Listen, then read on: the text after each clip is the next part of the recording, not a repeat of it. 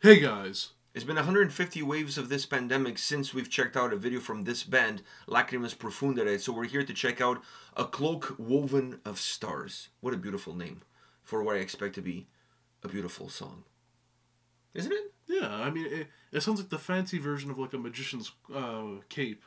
You know what I thought Like, about? you know, the blue one with the stars on it? I know, but I was just thinking right now of a beautiful woman sitting by a pond, holding her hand up into the sky, grabbing a star, bringing it down, and sewing it into a cloak.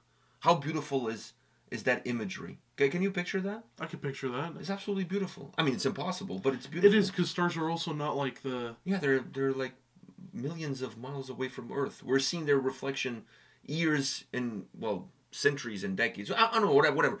It's not like in real time. You realize that, right? Yeah. The stars is not like you're watching them in real time. You could actually be watching a star that's already died. Yeah. It's just only now the brightness, the reflection, whatever, it's hitting Earth. I'm not an astronomer, but you know, I dab a little bit. So like, this is my streetwise astronomy knowledge. This is your way to flex just a little bit. Cautiously flex. This is what I get for watching Ancient Aliens on Saturdays at 2 o'clock in the morning when I'm fucking drunk on rum. I feel like I'm drunk now.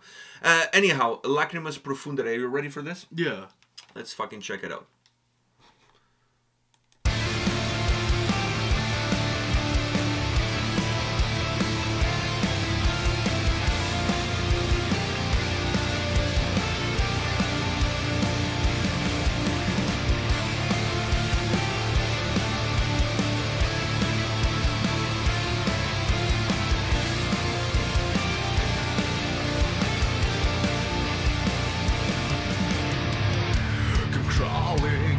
Come crawling, silent, seeking high. Come shrouding, lay me on the ground. Just feel me tied up in my arms. Slowly, as we're going down.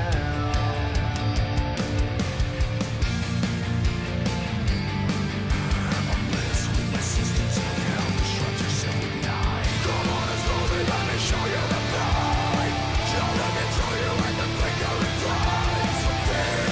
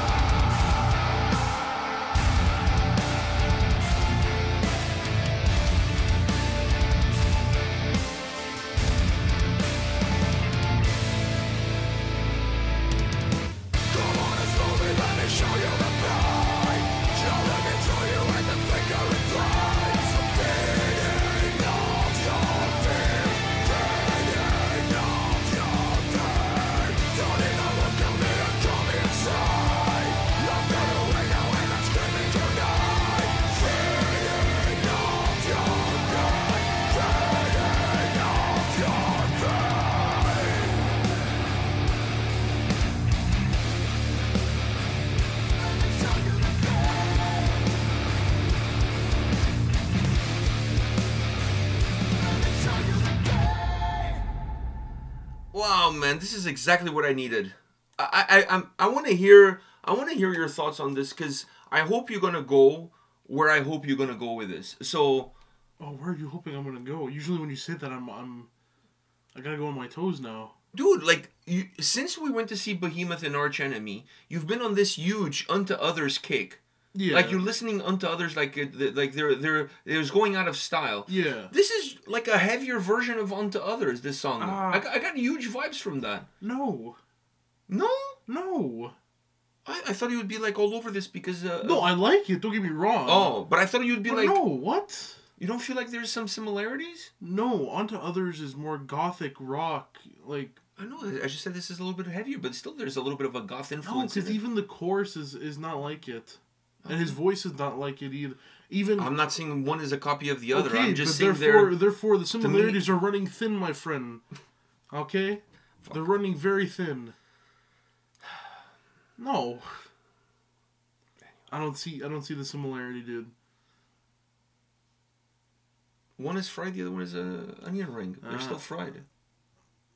Oh, the other one's a band. This one's also a band. They're both bands. There you go. They both make music, and they both make music that I like. So I don't know where you're going with this. I don't know where you were going with this. That disappointed me there. The fuck. I broke his heart.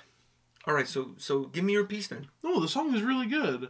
I enjoy the deeper Lord of the Lost type vocals at the more kind of calmer time. But then the chorus, when it picks up, I fucking enjoy it. So you bring Lord of the Lost to this conversation. Yes. And you're shitting on me for bringing Unto Others. Because Unto Others and Lord of the Lost are also not that far apart when you think about some of... But I'm saying I'm not talking about the vocals. I'm talking about the sound of the track. Yeah, but the sound of the track of Unto Others... His vocals is... You know, his vocals... You're not a big Nick Cave fan. The vocals remind me a lot more of Nick Cave. Like, it has that deepness to it. Like, that warmth, that deepness but to that's it. What I also, it's fucking amazing. But that's what I get from Lord of the Lost, too. In some tracks, Chris can go there for sure. In a lot of tracks, he goes Chris there. can go there, yeah. So, that's why I went with more vocally, I'm saying. That's why I went there. Oh, okay. But sound-wise, I don't see Unto Others with this one. I see some of the darkness that both bands have. Okay, but darkness is darkness. I mean, bands... No, dude. Listen, I'm sticking to what I'm saying because that's how I feel. I find... Okay, if you want to find I'm going to stay with the Lord of the Lost thing. I feel like it's more... I see some... I feel like... I see what you're saying, but... Those moments where it's more comedy is those deeper vocals, I feel it's more Lord of the Lost. And I feel like the overall sound is not Unto Others. It has more... Dude, it has more of a pep in its step. What I'm saying to you is, but the pep in its step doesn't... but all these three bands, we're fucking having a circle jerk here about absolutely nothing. The all three bands that we've mentioned here, they all have similarities in terms of where their starting points are. There's a little bit of goth in this. It's undeniable. Okay. So it's just that it's like saying. There's bands within the same genre that sound slightly different from one another because they have other influences that drive their sound. But when you're putting them in a category, you're still putting them all together in the same category. You listen to Megadeth, you listen to Slayer, you listen to Crysis. They're all thrash, and all three of them sound different from one another. But that doesn't mean they're all not part of that same subgenre. Yeah, but when one plays, you wouldn't say this reminds me of this. Just because it's in the same genre... doesn't mean it's going to remind me of a certain the reason why goth itself, goth is it's a genre. Goth is its own genre. So obviously, gothic bands are going to have some similarity of a gothic. The only reason I brought Unto Others is because lately that's all that you've been listening to. Exactly. But so the moment that this kicked Lord of the Lost for me, in my opinion. It's closer. It's closer. It's a lot closer. Obviously, this one has way more of a pep in its step. I know, but Lord of the Lost, even though it's always in my heart, or in my nipples, I should say. It's in my nipples. Definitely. It's always in the nipples. But even though that's the case, because of the oversaturation over the past 2 weeks of Unto Others, I'm starting to feel like everywhere I go, that's all that is playing. I mean, like even now, you turn on Liquid Metal, they're playing on Liquid Metal, so it's like I just feel like. Everything now it's that sound. So I'm a little bit. My mind is a little bit when it comes to this genre. My mind is a little bit diluted by the oversaturation, and I don't mean this in a negative way, but the oversaturation of the last 2 weeks of listening to Unto Well, that's Others you. ad nauseum. That's you. Because for me, I what I did with Unto Others, I did different for obviously other bands, but what I did for Unto Others is the first 2 days of finding out, I went through their whole discography and I listened to both albums and the EP and stuff, and I had fun, and then I let it go for like a couple of days, and then I added a song or two into a playlist. So now I'm letting it, whenever, because I don't want to go. You're letting it simmer. I'm letting it simmer, and I'm also letting it go to the point where if it comes onto the song, I'm not like, I've heard this so many times. Yeah, you're kind of fed up with it. Yeah. Okay, so moving on from this, I don't think it's a useless discussion, but it's a discussion nevertheless. But moving on from this discussion, let's concentrate on the track itself. So what do you think about this song and the vocals? We haven't done this band, But- like I said, since like 10 pandemics ago. I feel like I just talked about the sound. I like the sound, obviously. I like the song. And I feel like I just talked about the vocals. The vocals were really, really good. I really enjoyed the deeper side. And then I enjoyed the more pumped up side of the chorus. So what do you thought about the harsher side of the vocals, though? Because they're not just dark and deep the whole time. Yeah. The pumped up side was like a mixture between the cleaner vocals and the harsher ones. And the harsher ones were good. I feel like all sets of vocals were really good. I The enjoyed whole vocal range was... Yeah. The deeper ones I enjoyed a lot more because I like that. Yeah, me too. But I think the song needed, when the song gets a little bit more animated, for lack of a better different word, vocals, yeah. you can go with that somber tone when the song is picking up its tempo. Like, the song is open up, and you can't go with the same style, so you have to adapt to where the song is taking you. And I felt like what he did vocally was absolutely perfect. Yeah. Because he brought energy vocally to the song when the song musically had energy as well. And then when the song loses a little bit of that energy, it becomes a little bit somber, so does the vocals. The dynamic is absolutely perfect. I'm taken back because I really enjoyed this song. I like the energy of this track. I like it almost has... The more you talk about Lord of the Lost, the more I see the connection, because it almost has a little bit of a dark club vibe kind of thing. Because it's a song that you can bang your head to it, but it's also a song that you can kind of dance to it at the same time, but it's still heavy. Do you know what I mean? Like, Yeah. It's a great track with great energy, really well put together, and the vocals is the cherry on top, because you need that vocal range in order to hold the track like this.